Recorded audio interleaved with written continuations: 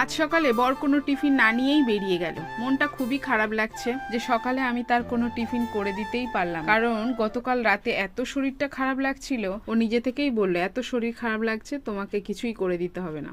যেদিনে কোনো খাবার দাবার করে দিতে না পারি সেদিনে কিন্তু সারাদিন মনটা খুবই খারাপ থাকে। বাইরের খাবার খেলে ওর একদমই সহ্য হয় না, প্রচন্ড অ্যাসিডিটির সমস্যা হয়ে যায়। সেই জন্য আমি চেষ্টা করি যতই কষ্ট হোক ভোরের বেলা রান্নাটা করে দেবার। সারাটা দিন আর কোনো ভিডিও শুট করতে পারিনি, কারণ ইচ্ছেই করছিল না। শরীরটা এমন বাজে লাগছিল যে সারাদিন যেন শুয়ে পড়ে থাকতে ইচ্ছে করছিল। আসলে প্রেশার লো যাদের তাদের এমনটাই হয়। মেয়ের হোমওয়ার্ক গুলো করানোর পরে আমি ঘরটা মুছে নিচ্ছি। 2 টাইম করেই ঘর মুছি। এক সকালবেলা বর বেরিয়ে যাবার পরে ঘর মুছে বাসি কাজ সেরে আমি মেয়েকে নিয়ে স্কুলে যাই। তারপর বিকাল টাইমটায় ঘর মুছে আর স্নান টান করে আমি সন্ধ্যাবাতিটা জ্বেলে দিই। স্টেশনে নেমে বর ফোন করলো যে তুমি ভাতটা বসাও, আমি একটা মাছ নিয়ে যাচ্ছি, মাছের ঝাল আর ভাত খাবো। তো আমি বললাম দুপুরের যে মাছের ঝোলও রয়েছে, তরকারিও রয়েছে। বলছে না, আমি ওসব দিয়েই খাবো না, আমি যে মাছটা নিয়ে যাচ্ছি ওই মাছের ঝালটা বানাও আর গরম গরম ভাত খাবো। তো যেমন কথা তেমনই কাজ। ফোন করার পরেই সঙ্গে সঙ্গে ভাতটা বসিয়ে দিয়েছি। ভাবলাম যে রান্না বান্না করার পরেই স্নানটা করব।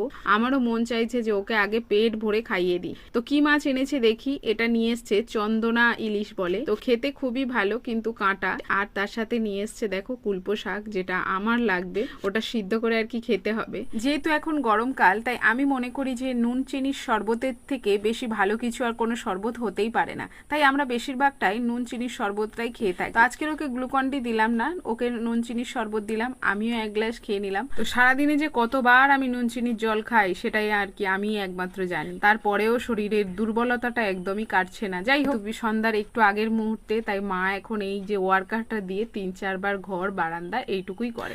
আর যে মাছগুলো নিয়ে এসছে সেগুলোই এখন আমি কাটতে বসেছি। বললাম তুমি কেটে আনতে পারলে না, এই এখন কাটতে আমার সময় লাগে। আমি যেহেতু বঁটি দিয়ে কাটি না, ছুরি কাঁচি দিয়েই আমার মাছ কাটতে হয়। তো কাটা হয়ে যেতে লবণ আর একটু হলুদ মাখিয়ে এখন আমি তেলে ফটাফট ভেজে নেব। অনেকদিন হলো আর মাছ টাছ কাটা হয় না, কারণ আমাদের বাজার থেকে মাছ কেটে নিয়ে আসে। সেই জন্য আজকের যেহেতু এখন বিকাল হয়ে গেছে, জন্য আর মাছ তো কেটে দেবে না, তাই গোটা মাছটা নিয়ে এসছে, আমাকে কাটতেই হলো। কালো জিরে ফোড়ন দিয়েই আর একটু রসুন বাটা দিয়েই আমি কিন্তু এই মাছের ঝালটা বানাবো। আর লাস্টে একটু সর্ষে বাটা দিয়ে দেবো। সাদা সর্ষে আছে, তারপরেও ভাবলাম যে কালো সর্ষে দিয়েই দেখি বানাই কেমন লাগে। তো কালো সর্ষে আবার বেশি পড়ে গেলে দেখবে একটু তিতকুটি টাইপের লাগে, তো অল্প পরিমাণে দিলাম। তার সাথে একটু কাঁচা লঙ্কা দিয়ে দিলাম। আর এই যে ছোট শিলটা দেখতে পাচ্ছ, এই শিলটা কিন্তু আমার শাশুড়ি মায়ের। তো আমার শাশুড়ি মা যখন অন্য জায়গায় আর কি পোস্টিং পড়তো তখন কিন্তু এই শিল নোড়াটা নিয়ে যেত। তো সেই শিল নোড়াটাই এখন আমি ইউজ করি, আমার তো ভীষণ কাজে দেয়। আচ্ছা, তোমরা এই চন্দনা মাছটা কে কে খেতে ভালোবাসো? আমি তো একদমই ভালোবাসি না, কারণ এটার প্রচন্ড কাঁটা। আর আমি কাঁটা কোনো মাছ আমি খেতে পারি না, যদি ছাড়িয়ে দেয় তাও খেতে পারি না।